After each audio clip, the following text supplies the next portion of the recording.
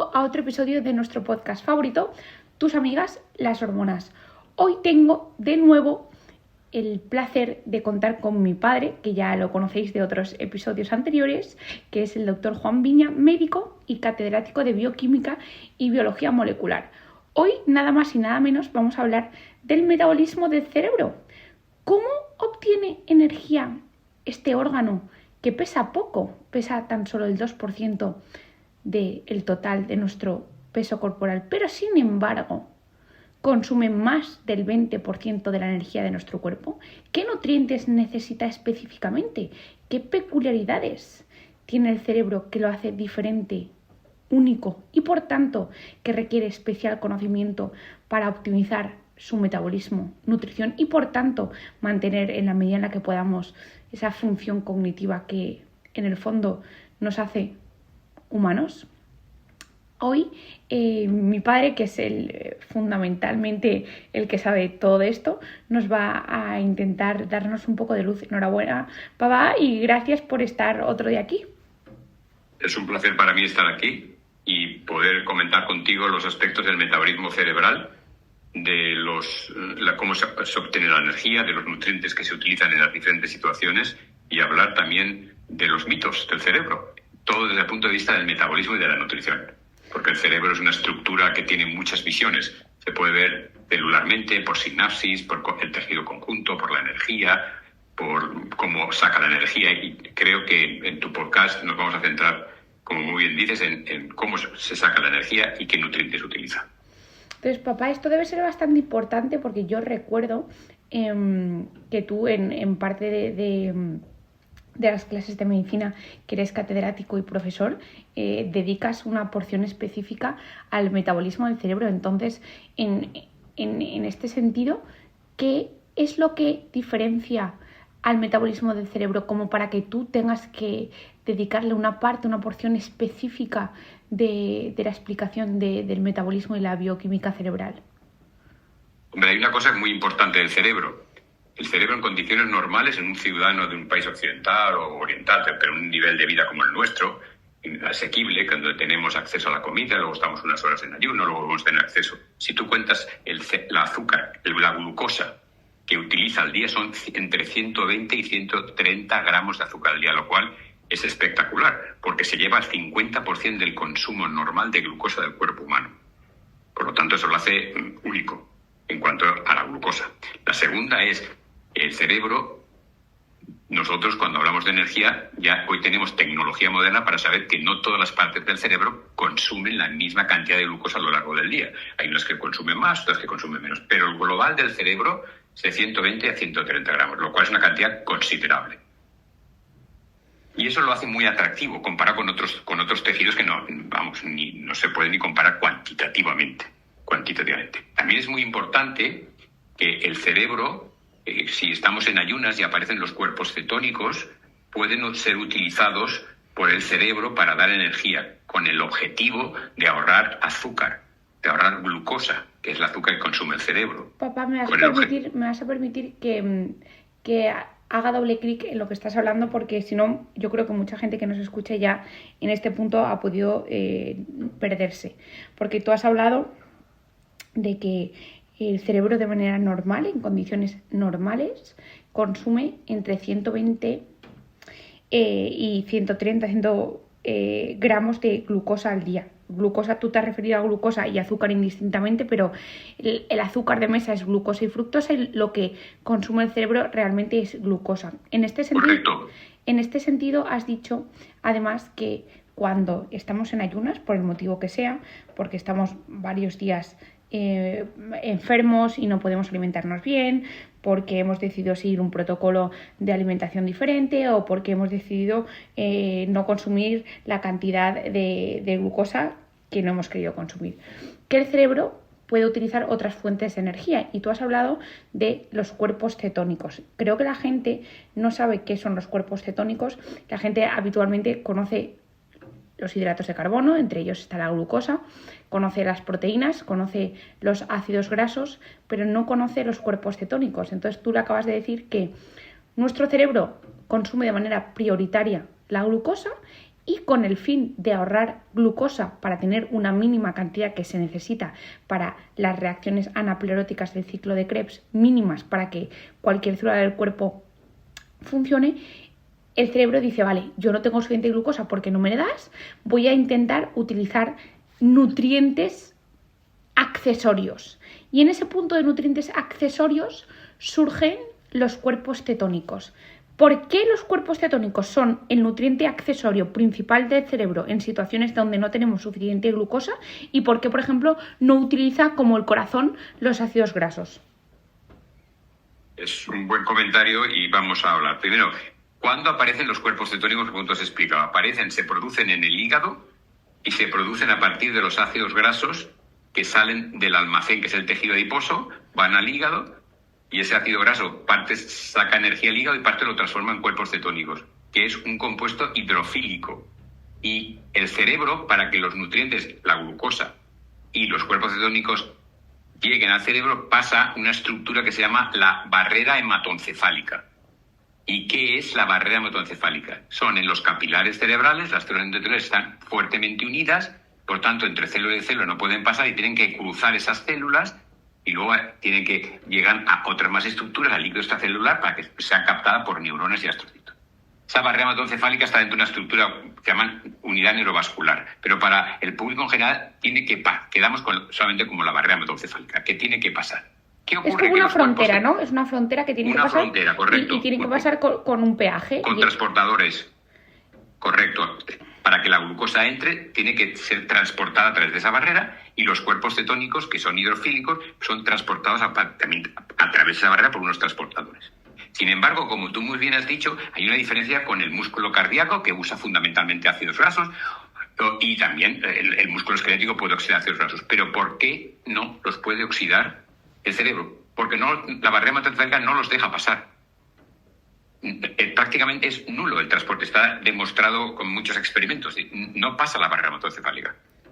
Por lo tanto, hay una diferencia fundamental entre el corazón y el músculo, que sí que oxidan ácidos grasos, porque sí que pueden entrar dentro de la célula y pueden ser oxidados por la beta-oxidación, llegar al ciclo de Krebs y dar energía. Y eso no ocurre en el cerebro. Por lo tanto, el cerebro, para sacar energía, tiene dos sustratos, la glucosa y los cuerpos cetónicos. Y la pregunta clave es, ¿cuándo consume cuerpos cetónicos? Pues cuando aparecen en sangre. A medida que aparecen, se van oxidando. A medida que aparecen, se van oxidando. Si no hay, no los oxida. Y entonces solamente usa la glucosa. ¿Y cuándo aparecen, como tú has explicado muy bien, los cuerpos cetónicos? Pues cuando uno, pues cuando está en ayunas, porque no se encuentra bien, porque lleva 20 horas, 25 horas sin comer, y entonces aparecen los cuerpos cetónicos y empiezan a sustituirse. ¿Por qué? Porque cuando estás en ayuna, el azúcar, que es la glucosa, que es especificado muy bien, la glucosa en sangre se tiene que mantener. Y el gran consumidor, porque hemos dicho que consume entre 120 y 130 gramos al día, que supone la mitad de toda la glucosa que usa el cuerpo humano.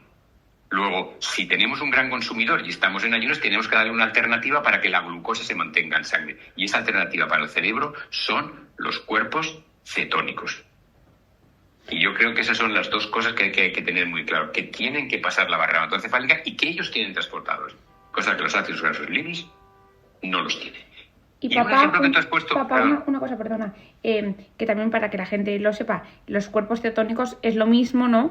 Un poco esa gente que decide, sin entrar, si nos parecían a ti y a mí bien, mejor o regular, la gente que por X y Z, por ejemplo, personas que tienen epilepsia y deciden seguir una dieta cetogénica. Cuando tú llamas dieta cetogénica, realmente se llama cetogénica porque parece una chorrada, pero se llama cetogénica porque como tú incrementas mucho el consumo de grasas, disminuyes radicalmente, casi hasta cero, el consumo de carbohidratos y mínimamente, porque no es una dieta hiperproteica, se consumen algo de proteínas, en el cuerpo aumentan mucho los cuerpos cetónicos. Correcto. Y por tanto esas personas que por X y Z siguen una dieta puramente cetogénica, su cerebro predominantemente usará cuerpos cetónicos, al igual que otras estructuras de... Correcto, pero vamos a ver, eso es un ejemplo muy bueno de patología que me vas a permitir que complemente un poco en lo que tú dices y luego volvemos a un modelo fisiológico. Uh-huh. Vamos a ver, hay niños que responden muy bien al tratamiento con los fármacos que los neurólogos pediatras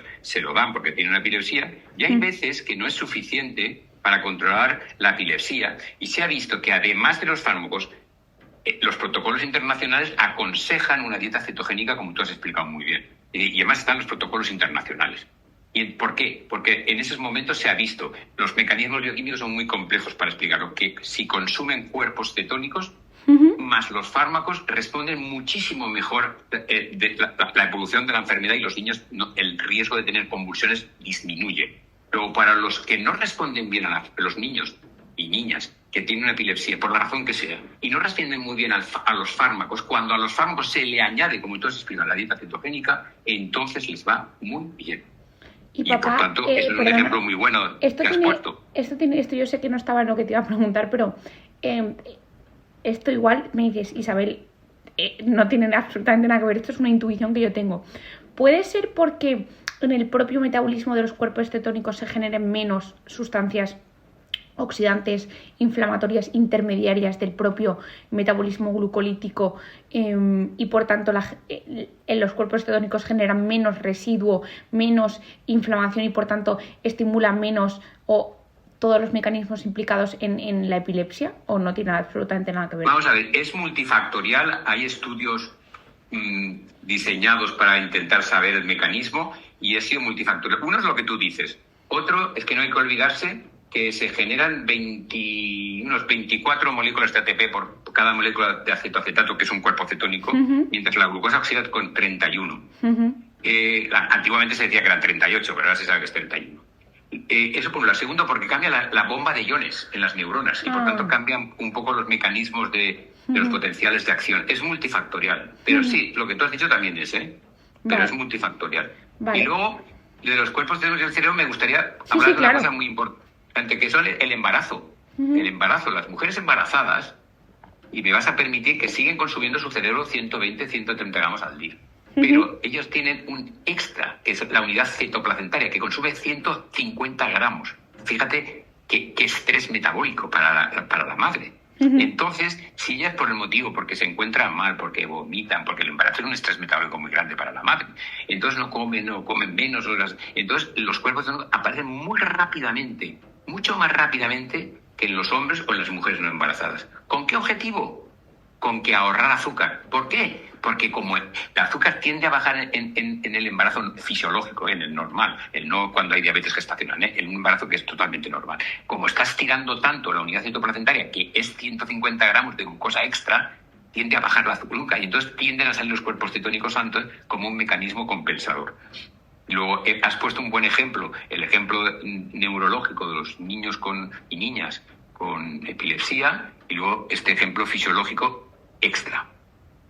Vale, perfecto. Entonces, un poco, papá, para cerrar este primer bloque de cómo se alimenta el cerebro, ¿estarías de acuerdo con el resumen que yo te voy a hacer, que es, y que voy a hacer a la audiencia, que es, de manera normal, fisiológica, un cerebro normal, sin una carga extra, consume entre 120 y 130 gramos de glucosa al día?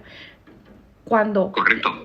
Cuando la glucosa se pone en compromiso, por el motivo que sea, porque no consumimos glucosa suficiente, se pone en marcha la captación cerebral de otra fuente de energía que se llaman los cuerpos cetónicos, que sí que atraviesan la barrera hematoencefálica, a diferencia de lo que sucede con otros nutrientes como los ácidos grasos, que se quedan parados en el control de seguridad del pH del cerebro, que no entran, y esos cuerpos cetónicos suplen esa falta de glucosa y nos permiten que el cerebro siga funcionando.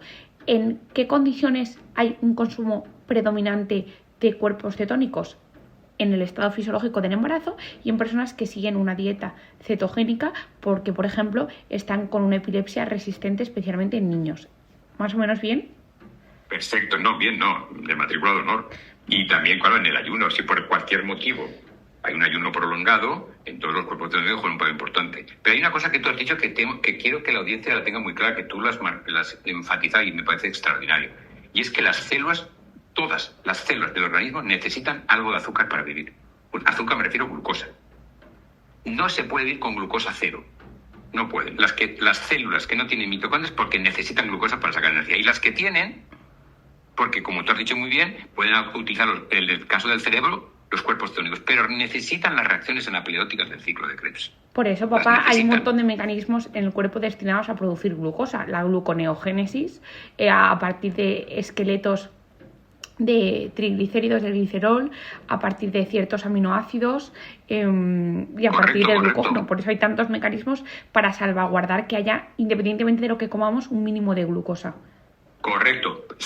Unos estudios que hizo el famoso catedrático de bioquímica y biología molecular y de endocrinología, que tenía la doble cátedra, era el profesor George Cahill, que hizo unos estudios brillantes en Harvard.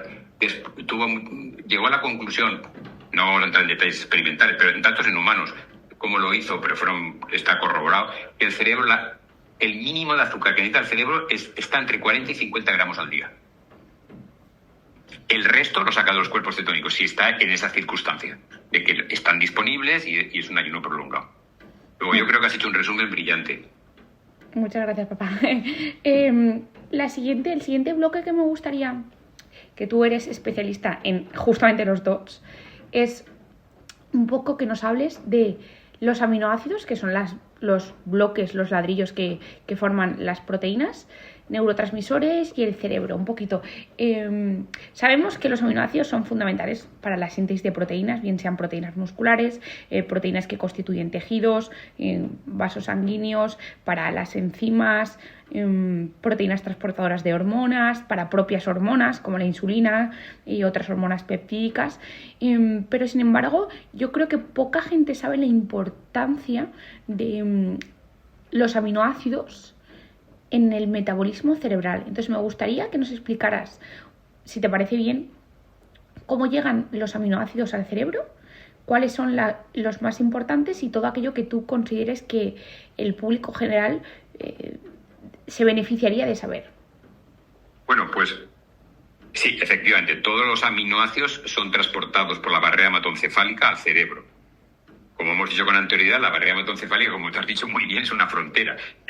Una frontera que está metida dentro de una unidad neurovascular, pero la expresión de una frontera está muy bien hecha y necesita transportadores. ¿Hay transportadores para los 20 aminoácidos codificados en la clave genética? Sí. ¿Hay transportadores para otros aminoácidos que no están codificados en la clave genética y que pasan al cerebro? La contestación es que sí. Pero voy a especificar una cosa. En el bloque anterior hemos hablado del transporte de glucosa por la barrera hematoencefálica. ¿Qué transporta? Eso se llama el transportador GLUT1. ¿Qué transporta? Glucosa. Punto. En cambio, en los aminoácidos es un poco más complejo. ¿Hay varios transportadores? Sí. ¿Transportan un único aminoácido cada transportador? No. Transporta varios. ¿Eso significa que por transportar varios no es específico? No, es específico. Lo que pasa es que transporta varios. Por ejemplo, el sistema L. Leucina, isoleucina, valina, triptófano, fenilalanina. Pues son muchos. Claro, pero es específico. Porque, por ejemplo, la alanina y la serina van por el sistema A. Porque un transportador transporte varios no quiere decir que no sea específico. Es específico de esos. De esos. Pero estamos acostumbrados a como la glucosa, GLUT1 en la barrera hematoencefálica, ¿qué transportada hay? GLUT1, ¿qué transporta? Glucosa, punto. Ya está. Sí, vale. Pero porque en el caso de los aminoácidos, no hay... Porque quiero que la audiencia lo tenga claro, no hay un transportador para cada aminoácido, ¿vale? Luego, un transportador. Y eso le da una característica. Me vas a permitir que tengamos el transportador 1, el que digamos, el L, ¿vale? Que transporta leucina, isoleucina, valina y triptófano, y fenilalanina, muchos. Si hay más leucina en sangre que los demás, le va a ganar la partida y va a ganar más leucina que va a entrar al cerebro. Los otros también entrarán, pero al haber más de leucina le gana la partida, entran más. No, ahora ponme el ejemplo de que hay más triptófano. Bueno, pues entonces el triptófano entra por el sistema L y entra menos leucina, menos isoleucina, menos valina, menos fenilalanina. No quiere decir que no entre. Estamos hablando cuantitativamente. ¿De acuerdo? Bueno, y uno de la audiencia puede decir, ¿y eso qué interés tiene en la bioquímica cerebral para yo que quiero estar informado de este tema médico tan importante? Pues os lo voy a explicar. Vamos a coger el caso del triptófano. El triptófano entra al cerebro por el sistema de la barrera hematoencefálica. Vamos a un momentito para que la gente se recentre un poco. Vamos a decir la importancia del triptófano. El triptófano entre otras cosas, es el aminoácido precursor de un neurotransmisor tan importante como es la serotonina y de una hormona, que muchas veces, como se vende como suplemento, parece que no es una hormona, de una hormona tan importante como la melatonina, ¿vale? Por tanto, creo que es importante. Por eso tú creo que quieres destacar el transporte de este aminoácido, porque probablemente junto con la tirosina sean y la glicina probablemente, bueno, y hay otros, pero en cuanto a neurotransmisores, muy importante, ¿no? El triptófano, papá. Y iba a decirlo ahora, ¿y por qué voy a poner énfasis en el triptófano? Porque tú lo has explicado magníficamente bien. Muy bien, vamos a ver una circunstancia. En cómo una comida... Lo que voy a contar ahora se hizo en el MIT, en el famoso Massachusetts Institute of Technology, empezó los estudios en la década de los 70 del siglo pasado y siguen haciéndose. Y fundamentalmente fue un gigante del transporte de aminoácidos y de su implicación y modificación de los neurotransmisores, se llamaba Richard Burzman. Fue un experimento simple, brillante, como cuando las cosas brillantes siempre son simples en su ejecución. Difíciles de pensar, pero simples en su ejecución. Vamos a comparar gente que come una comida muy rica en carbohidratos con gente que come una comida menos rica en carbohidratos y más proteínas. ¿De acuerdo, Isabel? Tenemos esos dos grandes grupos. Vamos a coger la gente que come una comida muy rica en carbohidratos. Tu audiencia ya sabe, porque tú lo has explicado muy bien muchas veces, que hay más secreción de insulina, ¿correcto? Como hay más secreción de insulina, cambian la concentración de aminoácidos. ¿Qué le pasa a los aminoácidos en la sangre? Pues que hay más triptófano que leucina, isoleucina y valina. ¿Por qué hay más triptófano que leucina, isoleucina y valina? Porque al haber insulina, la insulina hace que estos tres aminoácidos, leucina, isoleucina y valina, se metan dentro del músculo de forma más activa, gracias a la insulina. Por tanto, proporcionalmente hay más triptófano que leucina, isoleucina y valina. ¿Vamos a la barrera hematoencefálica? ¿No hemos quedado que usan el mismo transportador? Sí. ¿Hemos quedado que si en sangre había más que uno u otro le ganaba la partida? Sí. ¿Quién está ganando la partida? Aquí, el triptófano. Luego entra más triptófano y, como tú has explicado muy bien, aparece más serotonina. ¿De acuerdo? Luego, una comida rica en carbohidratos hace que la proporción de triptófano en sangre con respecto a los aminoácidos ramificados haya más triptófano que los otros. Entra por la barrera y da lugar a serotonina. Eso no lo discute nadie. Luego me permitirás que sigamos el razonamiento. Ahora nos vamos al otro grupo. Los que comen poco carbohidratos y todos, vale, perfecto. ¿Tienen secreción de insulina? Sí, claro. ¿Tienen tanta como la otra? No, no tanta, pero tienen secreción. Por tanto, la leucina, isoleucina y valina no desaparecen de la sangre como en el otro grupo. Hay más. Es decir, por lo tanto, va a haber más competencia para pasar. El triptófano va a luchar con la fenilalanina, con la leucina, con la valina. Entonces, ¿entra triptófano al cerebro? Hombre, claro que entra, pero menos. Por tanto, hay menos serotonina. Luego, en el cerebro, cuando tú comes una comida muy rica en carbohidratos, tienes más serotonina en el cerebro que si comes una comida pobre en carbohidratos. ¿De acuerdo, Isabel? Uh-huh. Luego, eso no lo duda nadie. Se demostró por Richard Burzman en el MIT y ha sido repetido en todos los laboratorios del mundo que se dedican al estudio del metabolismo de los aminoácidos y del cerebro. Nadie lo discute. Eso está repetido. Sabes que una cosa importante de la ciencia es la reproductibilidad de un experimento en diferentes laboratorios del mundo, en diferentes continentes, en diferentes universidades, en diferentes empresas. Y eso es altamente reproducible. Entonces, papá, a ver si me ha quedado claro, podemos decir que gracias a que en sangre haya un aumento del aminoácido triptófano, porque hayamos consumido antes, por ejemplo, carbohidratos nutricionalmente más completos, como son legumbres, nueces, semillas, cereales integrales, verduras y frutas, eso permite que el triptófano sea el aminoácido predominante en sangre, porque los aminoácidos ramificados que pueden competir con la captación cerebral del triptófano hayan entrado en el músculo. El triptófano tiene vía libre para pasar el control de la frontera, pasa la frontera, llega al cerebro y, entre otras cosas, conduce a la formación de serotonina y de melatonina. ¿Es así cierto? Correcto, una buena explicación, un buen resumen, brillante, muy bien, sí, de acuerdo. Vale, papá, y yo te quiero preguntar, hemos hablado del aminoácido triptófano, pero yo sé que tú sabes mucho de otros aminoácidos que también son claves en el metabolismo cerebral y en la homeostasis y la fisiología cerebral. Y en este sentido me gustaría que hablases un pelín, si te parece bien, de la glicina, ¿vale? Pues es un aminoácido muy interesante, Isabel. Pues cuéntanos por qué para ti es interesante en el cerebro la glicina. Bueno, la glicina, como hemos dicho en los demás, necesita pasar la barrera hematoencefálica, los transportadores, tiene que tener un transportador especial. Y entonces es un aminoácido que en el cerebro, como en todos los tejidos, como está codificado en la clave genética, pues sirve para hacer proteínas. Como en todos los tejidos, forma parte del glutatión, porque el glutatión es el gamma-cistenil-glutamil glicina, ¿vale? Es un tripéptido que tiene, por tanto, 3 aminoácidos, y uno de ellos es la glicina, ¿vale? Gamma, glutamil, cistenil, glicina. Muy bien, pues para servir glutatión. Pero también él, per se, es un neurotransmisor de carácter inhibidor en todo el sistema nervioso central, pero especialmente en retina, tallo cerebral y médula espinal. Por tanto, ese aminoácido juega un papel fundamental como neurotransmisor en el cerebro. Aparte de lo que te he comentado, que es común para todas las células del cuerpo humano.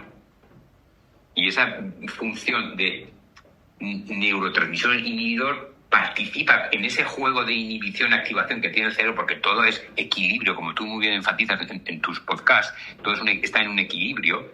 En este sitio, la glicina como neurotransmisor inhibidor participa en el procesamiento de la información motora y sensorial que permite, en cierta manera, el movimiento, la visión y la audición.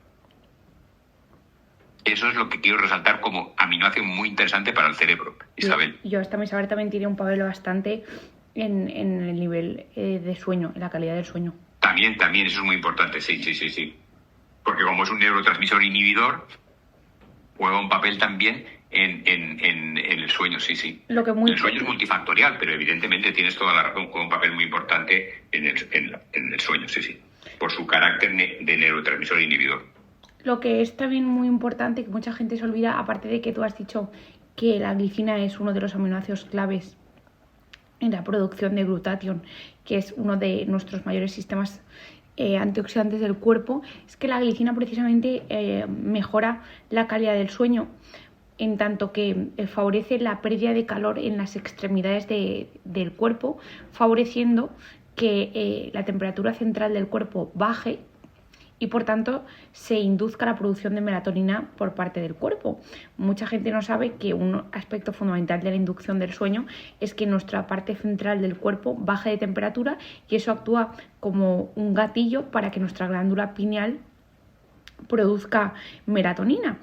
Y de hecho por eso en ciertas personas o ciertas condiciones que justifican que haya una pérdida del control de la temperatura corporal, por ejemplo, en los primeros años de la menopausia, donde el centro termorregulador del cuerpo, que está en el hipotálamo, se afecta, las mujeres tienen problemas para dormir, más allá de que tengan unos sofocos, tienen problemas para dormir porque no termorregulan bien y por tanto la secreción de melatonina no termina de optimizarse. En este sentido, además de las medidas del estilo de vida, de asegurar una temperatura en la habitación adecuada, la toma de glicina, entre otras cosas, independientemente del papel de neurotransmisor relajante, parece que favorece la inducción del sueño y un sueño más reparador porque devuelve esa homeostasis de la temperatura corporal más baja en el centro del cuerpo y se favorece la producción de melatonina. Es un aspecto poco conocido de la glicina y yo sé que tú siempre enfatizas que la glicina es una aminoácido muy abundante y que probablemente lo tenemos adecuadamente, pero sin embargo, papá, yo creo que cada vez más los alimentos que se consumen con glicina ya no son tan habituales en el estilo de vida actual, es decir, la glicina está sobre todo en alimentos que contienen animales. No, pero es que ahondando en lo que tú dices, para el cerebro es que el control del transporte de aminoácidos a través de la barrera hematoencefálica es muy complejo, y la disponibilidad tiene que ser exquisita, lo que deja entrar con la utilización. ¿Y sabes por qué? Porque los aminoácidos son moléculas osmóticamente activas, tienden a retener mucho líquido y el cerebro eso no lo admite. Porque eso es una hipertensión craneal, que eso es casi incompatible con la vida. Luego, por lo tanto, ahondando en lo que tú dices, pero estamos hablando del cerebro, es decir, todo lo que tú dices que va claramente en la correcta dirección para que la gente nos entienda. Es decir, que hay glicina, sí, claro que hay mucha glicina, pero atención, estamos hablando del cerebro, ¿eh? Tiene que pasar la barrera hematoencefálica y el cerebro no admite muchos cambios de concentración de aminoácidos porque son osmóticamente activas. Con que suba un poco, empiezan a retener más líquidos, se hace una hipertensión cardíaca. Por tanto, es un juego muy complicado. Y por lo tanto, como tú dices, en el caso del cerebro está muy regulado, ¿eh? Muy regulado. Porque en el caso del hígado, que hay un poco más de aminoácidos libres en el líquido, en el propio hígado, da igual, porque el hígado fluctúa de tamaño y no pasa nada. Pero el cerebro, vamos, eso no lo admite bajo ningún concepto. Luego, sí, estoy de acuerdo contigo. Tiene mucha particularidad en el cerebro, ¿eh? O sea, a mí la glicina, ahora te voy a preguntar sobre la colina y no me quiero ir mucho, pero la glicina, papá, yo creo, o sea, y te lo he dicho varias veces, junto con la taurina, luego la S-adenosilmetionina y obviamente el N-acetilcisteína, yo creo que a nivel de lo que se conoce actualmente como terapias peptídicas de aminoácidos, y en cuanto al tema de suplementación, es un aminoácido que yo creo que tiene muchísimo potencial, más allá de que yo lo tenga o no, o sea, que lo tengo en mis suplementos, justamente en el del sueño. Yo creo que, y más aún con un poco lo que se nos viene en cuanto a problemas de salud hepática, que tú lo ves a diario en tu consulta, ese hígado graso, metabólico y por tanto esa disfunción sistémica, porque el hígado, que ya lo hablé yo en el podcast, controla todo. Creo que estos aminoácidos que optimizan la salud hepática, probablemente muchos de los beneficios sistémicos que se evidencian probablemente vengan por la optimización de la función hepática, y la glicina yo creo que es fundamental, además porque se encarga de conjugar muchísimas sustancias tóxicas en el hígado para favorecer su eliminación, y de cara a que cada vez hay más componentes con potencial disruptor hormonal, etcétera. Yo creo que, porque es al final complicado de hacer estudios de investigación con esto, pero yo creo que muchos otros aspectos positivos derivados de estos aminoácidos probablemente se deban a la optimización de la salud hepática, en el fondo, creo yo. Se acumulan menos toxinas urémicas, eso llega menos al cerebro, induce menos daño neurotóxico, etcétera, creo yo. No sé si tú... Bueno, es que sí, estoy de acuerdo contigo. Es una cosa que tú repites en tu podcast mucho y que creo que es una frase muy acertada, es que los tejidos hablan entre sí. Es inconcebible hoy pensar en términos bioquímicos en los seres humanos o en los mamíferos superiores que todo no está conectado. Eso sería inconcebible. Eso es una visión que no es verdad. Tú lo explicas muy bien. Todos los tejidos se hablan entre sí y por tanto por lo que pasa en una estructura como el hígado influencia muchísimo en el cerebro, ¿eh? Pero en el caso que estamos hablando, y nosotros incluso, si quieres vamos a hablar de la colina. Sí, no, ya era una pequeña reflexión en voz alta que quería hacer. En cuanto, y volviendo ya un poco, hemos hablado, papá, de la glucosa, de los cuerpos cetónicos como nutrientes fundamentales del cerebro, la glucosa predominantemente en situación de homeostasis general, los cuerpos cetónicos en situaciones de restricciones de glucosa. Luego hemos hablado de la importancia de los aminoácidos en el cerebro, destacando un poquito el truco que tenemos para optimizar la producción de serotonina y melatonina al permitir más entrada de triptófano. Hemos hablado un poquito del papel positivo para el estado de relajación cerebral y la neuroexcitación de la glicina. Y ahora me gustaría, papá, que tú, sé que eres también un ferviente estudioso de la colina y de los fosfolípidos, me gustaría que contases qué es la colina, por qué es fundamental para el cerebro, qué funciones tiene exactamente, cuáles son las principales fuentes de colina en la dieta que se siga universalmente. Es decir, no vamos a entrar en que si hay que tomar una cosa u otra, nosotros damos las fuentes de colina y que cada quien en su casa, en su situación personal, elija lo que quiere tomar.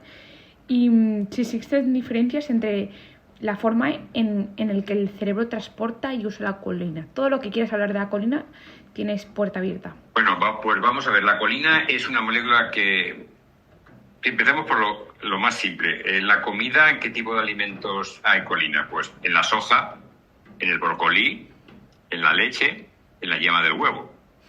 Evidentemente es más sano, creo, comer brócoli y soja si que estás preocupado con la colina que yemas de huevo. Pero como has dicho muy bien, aquí estamos dando datos y luego ya cada uno que siga lo que, una vez tenga la información, que haga lo que quiera. Pero sí, en la dieta nosotros comemos colina.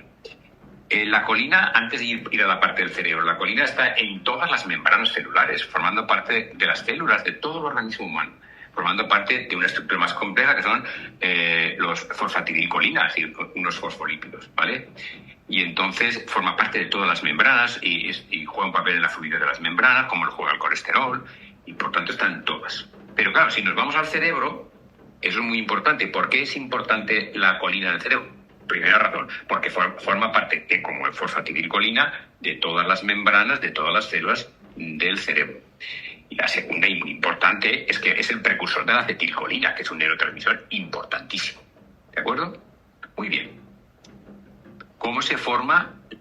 Se forma a partir de colina la acetilcolina del cerebro. ¿Cómo accede la colina que el organismo... ¿Cómo llega? Pues cruzando la barrera hematoencefálica, teniendo transportadores. Y tiene transportadores que se saturan enseguida y transportadores que no se saturan. Es muy complejo, pero vamos a resumir lo que tiene transportadores. Y una cosa muy importante que luego la recogeré. Trabajos con la tecnología moderna hechos en humanos. El transporte de colina en las personas que tienen mucha edad está disminuida con respecto a cuando tenían 30, 40 o 25 años. Datos de humanos. ¿De acuerdo? Segunda cosa, hemos quedado que la colina entra al cerebro y es el precursor de la acetilcolina. La enzima que transforma la colina en acetilcolina, la N-acetiltransferasa, colintransferasa, no está saturada. ¿Qué significa eso? Que si tú tienes más colina, hace más acetilcolina. Que si tienes más colina, hace más acetilcolina. Y la gente no tiene que olvidarse lo que hemos dicho hace un momentito, que el cerebro es muy peculiar, porque no admite cambios, tener subidas de un compuesto, porque inmediatamente cambia la presión intracraneal. Y por tanto tiene que estar muy equilibrado, sabe, todos los productos. Luego, por tanto, entra por el sistema de transporte al cerebro. Y cuando están las neuronas que se llaman colinérgicas, la colina, hay una enzima que es una transferasa acetiltransferasa que la transforma en acetilcolina. ¿Hay más colina? Transforma más acetilcolina. ¿Hay un poquito más? Transporta un poquito más. ¿De acuerdo? Y ahora vamos a que con la edad, en humanos, se ha demostrado que el transporte en la barrera hematoencefálica disminuye. Entonces, atención. Si la enzima no puede, si le das más, hace más, y el transporte está disminuido, entonces las personas mayores necesitan tener más colina. Se necesita suplementarse con colina. ¿Cómo suplementamos con colina? Comiendo más, pero hay veces que eso no es suficiente. Y entonces hay la citicolina. Y también y papá también, perdona, que en el embarazo es fundamental. Sí, pero se establece que claro, fundamental. Entre el 40 estamos hablando del cerebro, ¿eh? Sí, pero es fundamental para el cerebro del niño. De hecho, claro, se establece que entre el 40 y el 60% de las embarazadas no consumen la suficiente colina que se recomienda, y no solo para la salud de la embarazada, sino fundamentalmente para el neurodesarrollo del bebé. Precisamente por eso lo digo, porque es un aspecto que no tienen en cuenta la mayor parte de multivitamínicos destinados al embarazo, es añadir algo de colina. Y es fundamental precisamente por este papel neuroprotector que tú vas a explicar. Pero lo digo porque parece que no es solo para gente que quiera mejorar la memoria. Es que cuando más hay que optimizar la memoria es cuando se está formando el cerebro. Entonces, en el tema del embarazo es súper importante y yo creo que se tiene bastante desapercibido. Sí, totalmente de acuerdo. Y en el cerebro, retomamos, sí, es una puntuación muy importante. No olvidaros del cerebro del feto en crecimiento, ¿vale? Sí. Claro que es muy importante, porque estamos hablando del cerebro. Pero ahora estamos hablando del cerebro de adulto, ¿no? Y del adulto joven y del adulto ya con más años. Por tanto, es que las evidencias están claras, ¿eh? Se transporta menos cuando ya tienes 70, 65, 80 años. Y la enzima puede, si le das más colina, hace más acetilcolina. Conclusión, o se come más colina, que hay veces no es suficiente, y a veces es que hay que suplementar. Y hay muchos ensayos clínicos donde lo demuestran que satisfactoriamente sí que es verdad que administrando citicolina, que es una forma de colina que se transporta mejor a través de la barrera hematoencefálica y luego se rompe y libera colina en la neurona, se sintetiza más acetilcolina. Y está descrito por por estudios muy serios, ensayos clínicos, que mejora la memoria, estadísticamente demostrable, ¿eh? Y estadísticamente significativo. Y por tanto yo creo que eso nuestra audiencia tiene que saberlo. ¿Te parece la explicación que lo profundicemos más o lo dejamos así? Sí, profundizarlo si quieres tú. Vale, pues entonces, cuando uno... Es muy importante que todas estas cosas de bioquímica que tengan el correlato de un ensayo clínico. Y entonces aquí es que es muy importante, insistiendo en que el transporte disminuye con la edad, pero la edad ya cuando eres bastante mayor. Pero vamos, pero a la enzima, si le das más colina, pues hace más acetilcolina. Pues entonces hay que suplementar. ¿Y papá, y el papel de la colina en la formación de fosfatidilcolina en el cerebro? Hombre, eso es fundamental, como en todos los tejidos. No lo hemos hablado. Sí, pero bueno, todas las membranas, la gente sabe que se dice que la membrana es una membrana, una bicapa lipídica que está embebida con proteínas, y una parte del lípido muy abundante son los fosfolípidos, que puede ser fosfatidilserina, fosfatidiletoanolamina y fosfatidilcolina. Y por tanto, eso es fundamental, es que si no, no había potencial de acción. Las células estarían muertas. Que eso es imprescindible para la vida. Imprescindible para la vida. Lo que hablábamos antes era que tenga una persona, una de las funciones más importantes es que tenga buena memoria cuando se hace mayor. Así que podemos, con métodos naturales, suplementar con citicolina, mejorar una actitud fundamental de la vida, del ser humano, que es tener memoria. Y cuanto más tengas memoria en la vejez, mejor, ¿eh? Sí, claro. Entonces, papá, podemos resumir que la colina es una molécula que se transporta específicamente en el cerebro, que es tan importante en tanto que tiene un transportador específico, que es el precursor de la acetilcolina, que es el neurotransmisor clave para la memoria y el aprendizaje, entre otras cosas, que también la colina es fundamental para la síntesis de fosfatidilcolina, que es uno de los fosfolípidos que forma parte de la estructura de las membranas celulares, incluyendo las neuronas, que si bien se puede encontrar en ciertos alimentos como la yema del huevo, la soja y en mucha menor medida el brócoli y los lácteos, entre otras cosas, pero fundamentalmente yo creo que el alimento más rico, hasta mi saber, en colina es la yema del huevo y la soja. Correcto.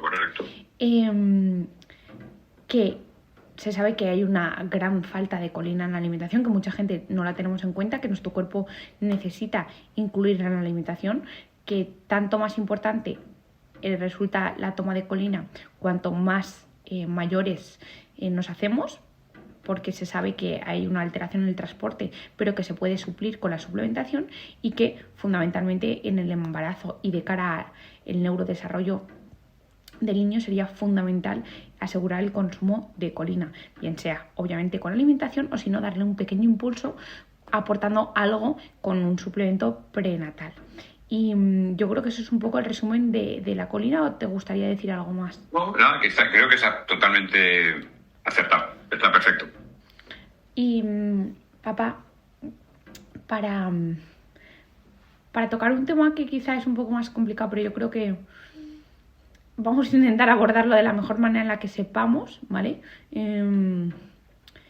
Se habla mucho del colesterol. Nosotros no vamos a entrar en la parte más periférica, es decir, el colesterol en el hígado, el colesterol en las arterias, el colesterol en células.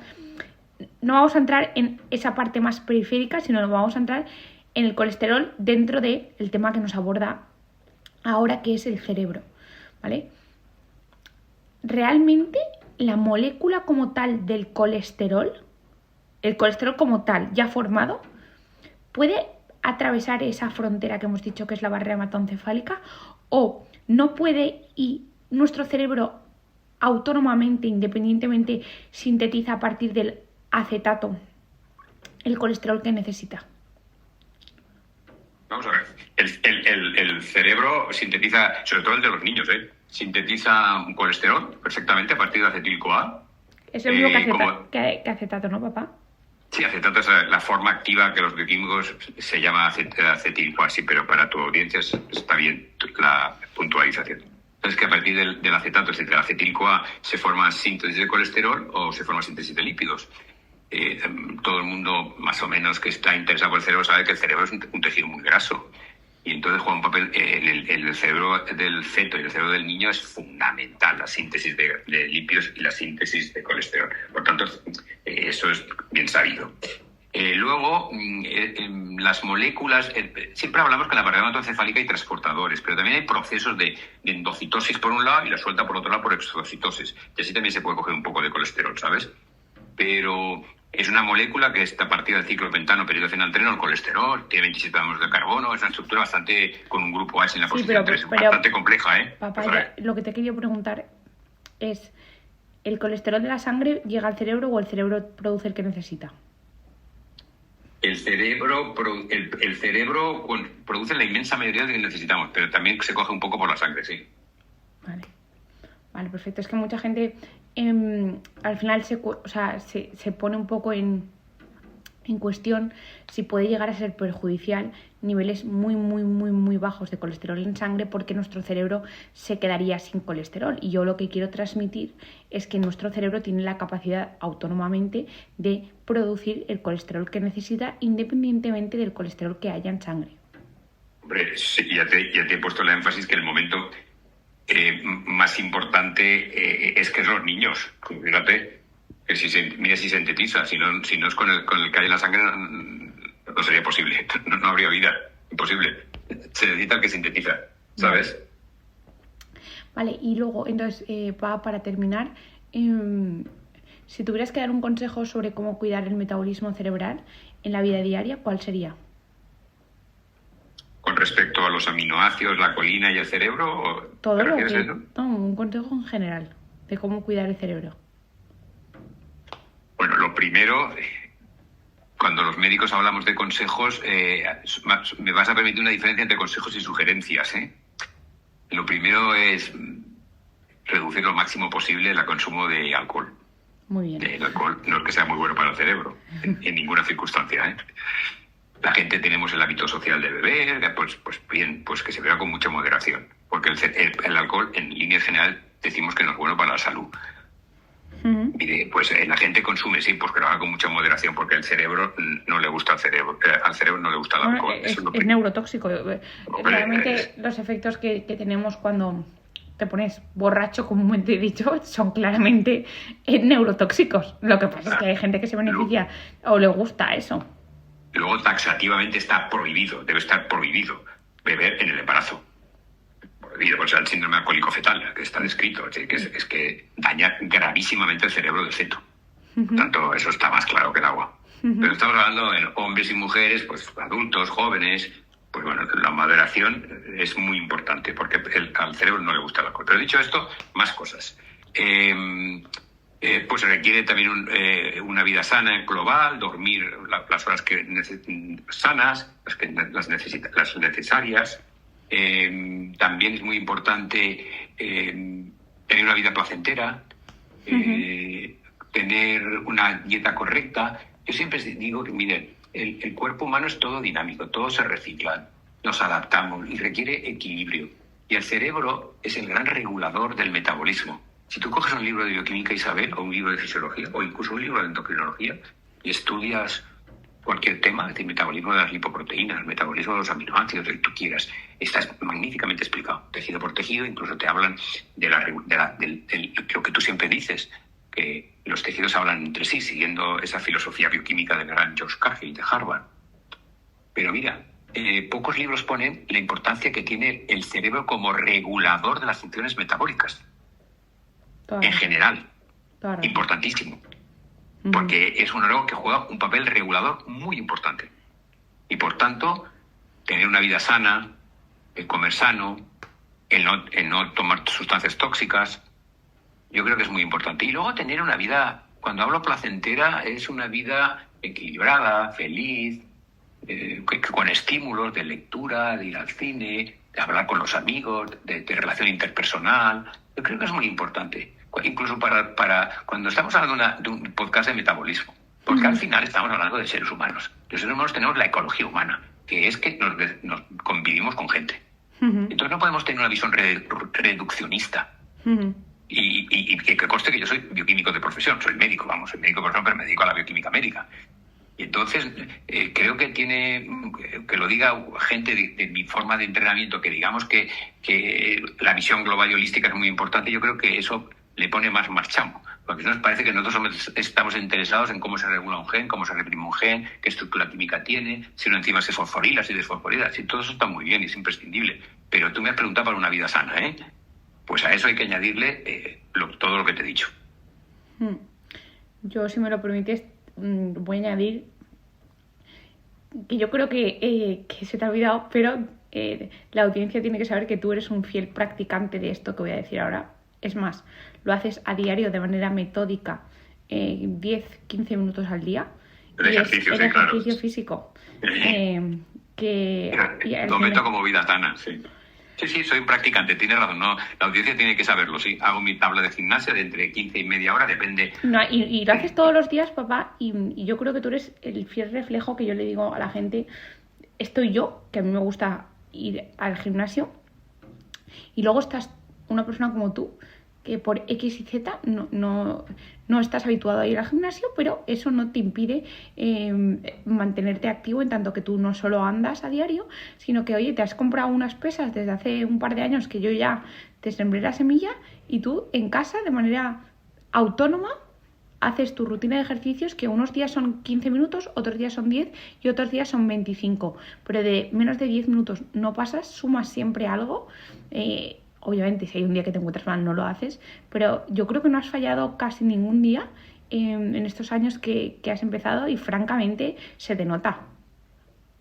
Muchas gracias. Sí, sí, pero yo el ejercicio no lo enfatiza como tal porque lo estaba asumiendo como dentro de una vida saludable. Porque como tú en tu podcast lo dices de forma regular, que creo que haces muy bien insistir, el ejercicio, sí. Pero a la pregunta, para resumen y acabar yo, y así acabas tú el podcast, sí.